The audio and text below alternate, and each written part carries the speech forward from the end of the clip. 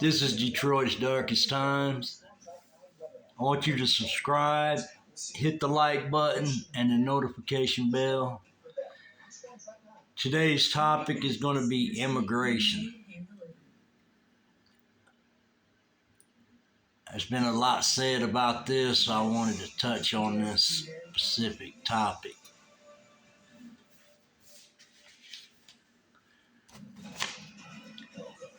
In 1492, Christopher Columbus discovered America. They had 5 million Indians on it.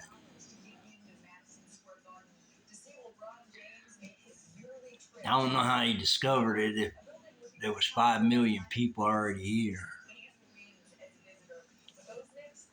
But anyways, I guess his first time coming across it, I guess, whatever.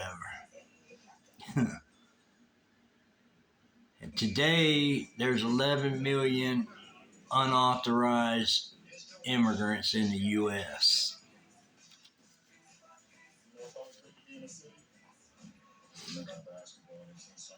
There are 1,500 different race groups in the U.S. today.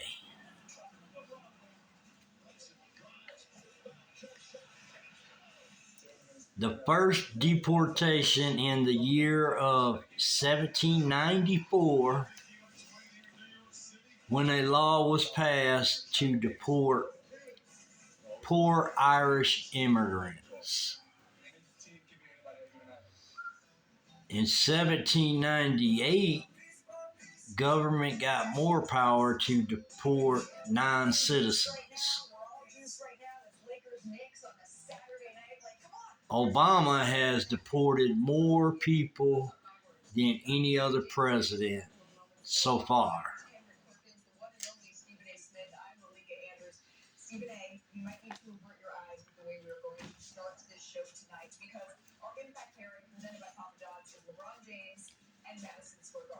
I want people to give comments of what they think about the immigration,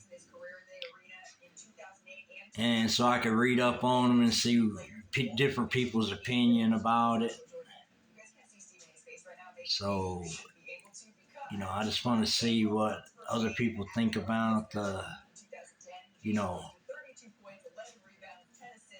immigration situation, because a lot of people, each person has different thoughts on it, and then everybody as a whole agrees on, certain things, certain topics, and, it just depends, some people got a lot of family members and stuff like that, that's, came here years ago and all that, so, I don't know, I don't really know. Sometimes you wonder, who can actually make the call like that? Like, just picture yourself going into Walmart and they stop you at the door and say, hey, there's only Indians allowed in here. Nobody else could come in here, just Indians. And then when you ask them why, they'll say, because the Indians was in America first, so they got more rights than anyone. If that was to happen, what would you think about it? I'm just throwing that out there just to see what somebody's opinion would be on it. So leave your comments about it. And I'll just, I'm confused about the whole situation really, because I don't see why now they decide to do this when before, it's like they knew exactly where the people was at. They went to get them, but the the other administration, they must have knew where they was at too, and they didn't even bother to mess with them. So I don't understand that part of, that part of the politics of it or whatever. But I would say one administration didn't care, and then the other one is they just got different opinions on the situation. It's hard to speak on it because I'm not really educated a lot on the situation, but I was just wanted to touch on it because I was wanting people to put their comments and let me know what they think about it. Because each person has a different opinion about it. Some people, doesn't even care about it, and then some people have issues with it, and then some people just rather look the other way. So it just depends. But from what I gather, when Christopher Columbus first showed up, there was anywhere from 5 million to 15 million Indians here, and that was it. And I really don't know how they come up with this number that far back. We're talking 1492. So they just didn't sit around counting heads. So this could be just a generated number, like a rough guess. But from 1492 to 2025, now you have 1,500 different race groups in the U.S. And that's from people that's from all over the region. And I always wonder why they give the Indians. I had a friend a long time ago in Detroit, and he was full-blooded Indian. And me and him ran around and partied together, ran the streets of Detroit. And he was telling me one time that he gets a monthly check from the government. And I was like, for what? And he said, because I'm a full-blooded Indian. And I really don't know what that's about, really. Maybe they give full-blooded Indian people checks every month just to say, I'm sorry for taking your land. I mean, I really don't know the whole scoop about it. I could probably do some research on it. But, yeah, he told me that. And at first I thought he was kidding. But then he was like, no, man, I'm serious. That's what they do. If you're a full-blooded Indian, and I don't even know if you got to be full-blooded. You might just have to have a certain percentage of Indian in you, which I do, But I don't know how that works. But anyways, he said they give checks to, Indians to be here in America.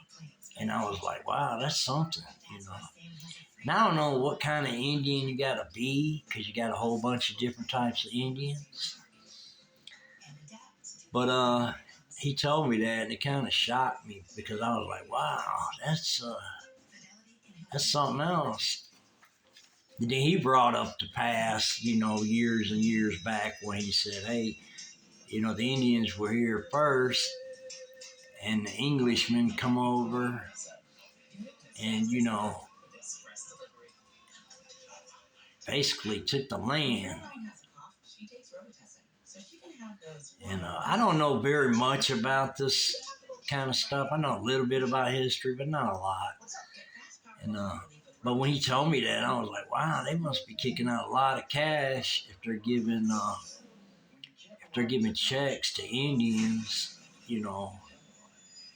all over the U.S. But then later I found out that they give money to a lot of different things, you know. And then you wonder where all this money comes from. But then you realize, well, they're the government. They got the mints, and they can make their own money. So, kind of seems like it's a never-ending story, you know. Because one thing I couldn't ever understand is when they say our country's in debt for trillions and trillions and trillions of dollars.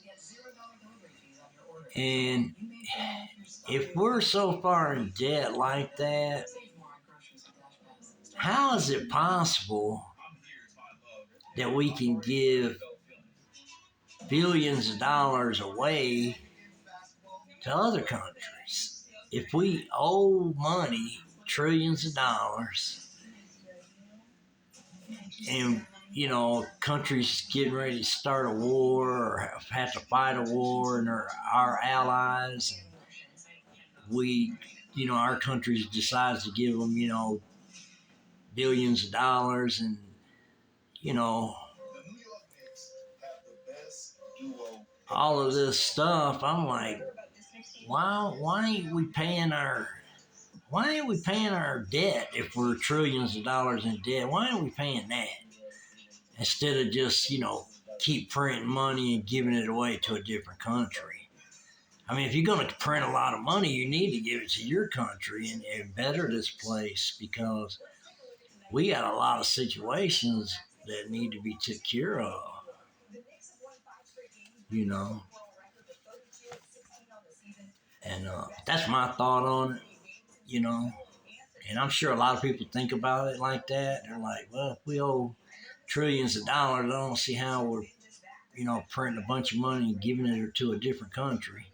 It just don't make no sense. But, you know, you only know what they tell you, you know what I mean? So, and these days, kind of what you're getting told is, you know, a lot of people's finding out that a lot of things they say is not even true. So, you know, I guess you just have to take it with a grain of salt and just try to figure out what's right and what's wrong. But you do know that when you give other countries money and your country is upside down, that other people look at, you know, your country like, these people are ass backwards, because, you know, they should be taking care of their country and they're giving money away to another country. So it really don't make sense. I always try to figure out what that was about. But, you know, there's a lot of changes are coming. So be prepared to all that's wondering.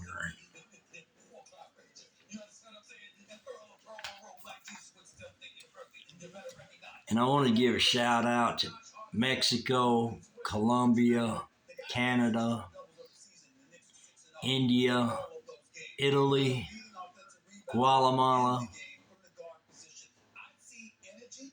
and the Indian country,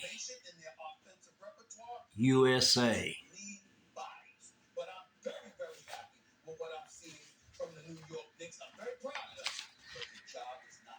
Now we're going to talk about some stuff in Detroit City. There was this time that I was coming up in Detroit. This is on Trumbull Avenue area. I started dating this girl. She's like 16 years old. I'm like 11 years old. And we're going together. And we go together for a while. And I'm friends with her cousin. And I meet her brothers later on. But I meet them. But I'm friends with her cousin. And we're dating. And one time we're on the front porch. And we're just sitting on the front porch. She's sitting down. I'm standing up. And I'll go to lean over her. And it's been raining real hard. And I go to lean over her, and when I did, she bends backwards and she falls off the porch. And she's got red hair. She's got a white blouse on, a Gloria Vanderbilt jeans, and some white Adidas shoes. And we both go, she goes backwards and I go over the top of her and we fall off the porch into the mud. But I catch myself with my hands and I flip over. And I just got a little mud on me, but she got, mud all over her, in her hair, all down her side. And it was an accident, but we was just goofing around and stuff. We ended up falling off the porch. Anyways, this same girl, one time she comes by and she asks us if we want to go to the Renaissance Center. And she's friends with my sister. So her and my sister and myself, we get on the city bus and we go downtown to the Renaissance and we watch a movie. We go to McDonald's. And after that, we come back. And then a lot of times we walked around a lot. And she had an older sister that had a boyfriend with a car. One time they came by and we went riding with them. And they had vodka and orange juice. So everybody's, got vodka and orange juice in cups and stuff like that. And they're drinking and stuff like that. And we drive to Belle Isle Island, ride around over there for a while, come back. Now everybody's pretty tipsy because they've been drinking vodka and orange juice. So I go in and go to sleep. And then days later, we ended up moving down Trumbull Avenue to Elm Street. And when we move to Elm Street, I'm still seeing this girl, this redheaded girl. And my brothers, they got some friends, and they're older than I am. So one of my brother's friends has got a driver's license, got a car, and he works at the old gas station. Anyways, somehow he sneaks around and hooks up with the girl that I was going with. But I'm a young cat, so Now when I moved over to Am, I'm like 12, and she's probably like 17. But me and her went together for, I don't know, maybe a year, maybe a year and a half, something like that. But anyways, somehow he snuck around and, picked up her and my sister and stuff like that, and gave him a ride in his car, and I think he was smoking weed with him and stuff like that. And I believe she just went for him because he had the driver's license and the car and all that, and I was a young cat anyways. And so anyways, she ends up sneaking around with him, and me and her break up. And later I hear that from her cousin, which is a friend of mine, he tells me that that he talked her into running away, and her dad worked at Mayfield Milk Company in Michigan. He was a big wheel at Mayfield. And they actually had a nice house, even though they lived in Detroit. It was right off Grand River, right behind the gas station. And anyways, he talks her into running away. So she ends up, her cousin told me that she ends up stealing, I think it was like $4,000 from her dad. And this was out of his bedroom. And at this time, $4,000 is a lot of money because you're talking like it's in the 80s,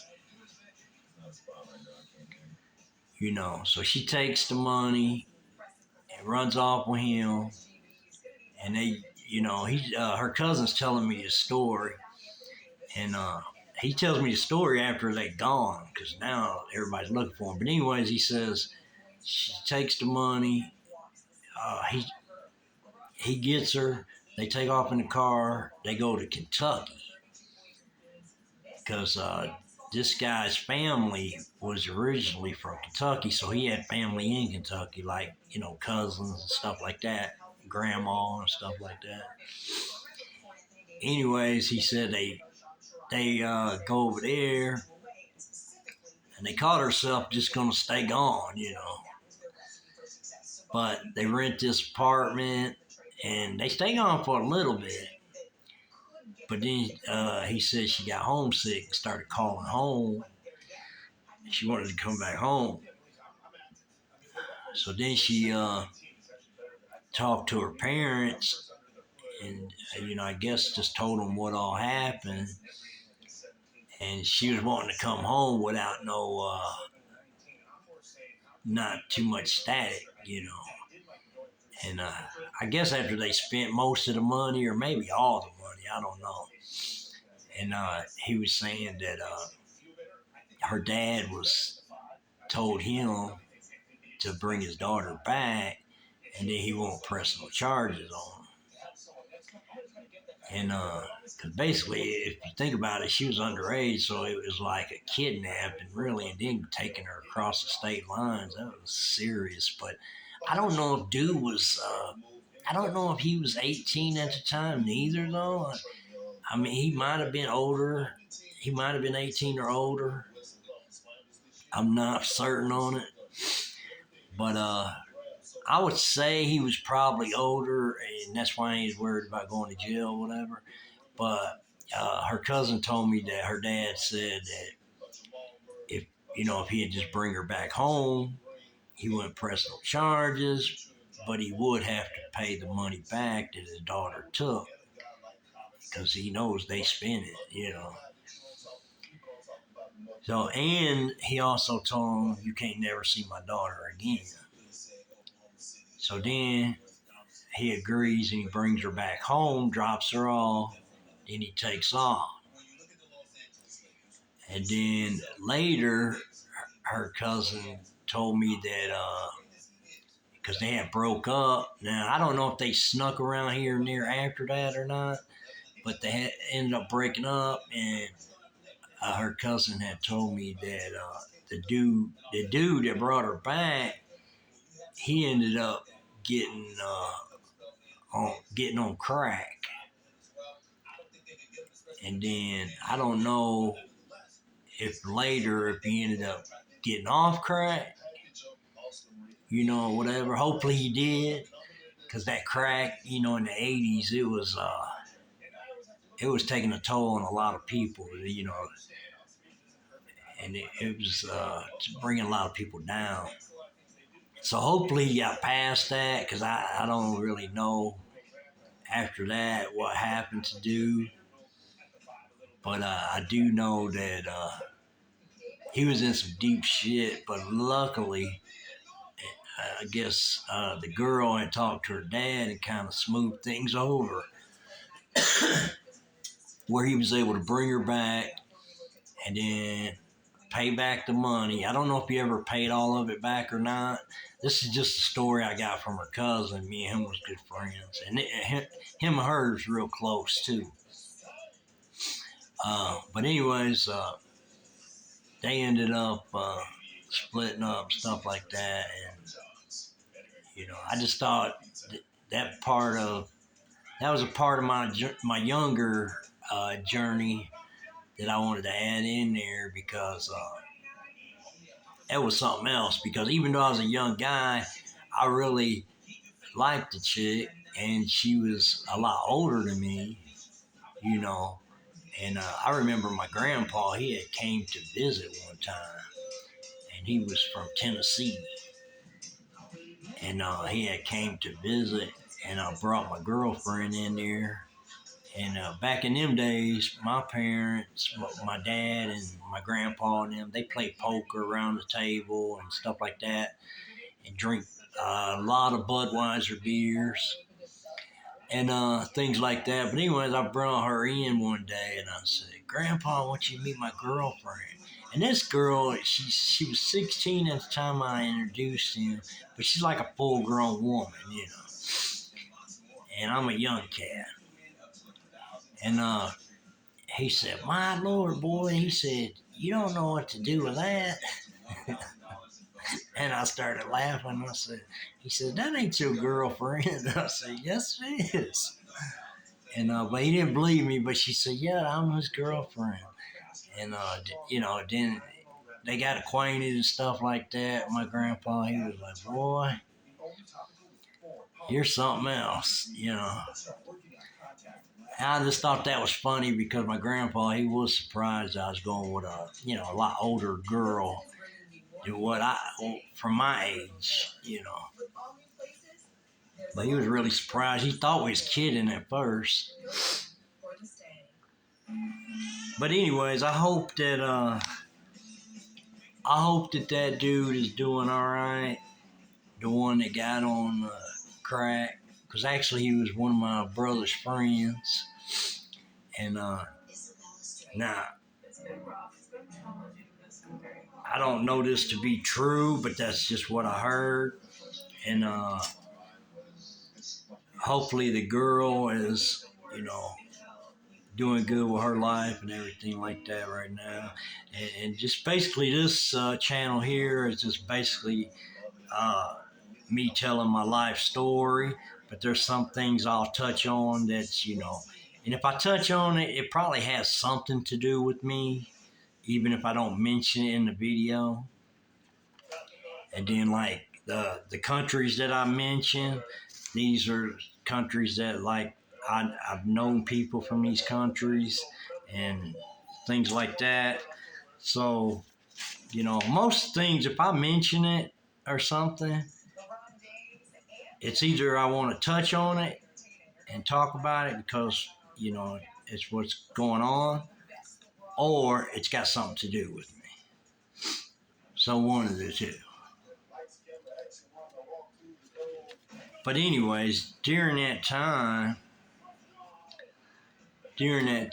when that girl had ran off with that guy, I was upset. But then I had a friend around the corner. His name was Mario. And he had a brother named Augustine. And these were Mexican people. They lived on Trumbull by a butternut store. Well, he had two sisters. And when I seen them at the store, because we used to go to the store a lot and play video games and stuff like that. When I seen him at the store, I told him what happened with the girl, that she ran off with that older dude. He was like, man, he started laughing. He said, "Don't worry about that." He said, "Come to my house. I got two sisters. And they're like 1 year apart." And he said, "You can pick which one you like." He said, "They might both like you at the same time." So we walked to the alley and cut down the alley to the back of and go to the back of his house. And he calls his two sisters out on the back porch. The one has curly hair, one has straight hair, and they're Mexican. And he asked did they like me, and they was like, yeah. And then he asked them to come out toward the alley, and then we kind of walked down the alley. And then both of these girls, they actually wanted to French kiss me. So they both French kissed me, and they said that now we your girlfriends. Don't worry about the other girl anymore. And that kind of made my day there, because then from that point on, I was like, I was good, but I was, upset because the girl had ran off with the older dude. But after I hooked up with my friend's two sisters, I was good to go, and that held me for a little while, you know. So, but it's just funny how things happen, you know. So sometimes, and the reason I'm saying this part is because sometimes when people break up, no matter what age you are, it's kind of hard for people. Some people, it might be hard for them. They won't even show it. But the thing that I'm getting to is it's always something else coming because the way I look at it, everybody's on this path, and these are things you got to do and go through and all that. It's just part of your journey.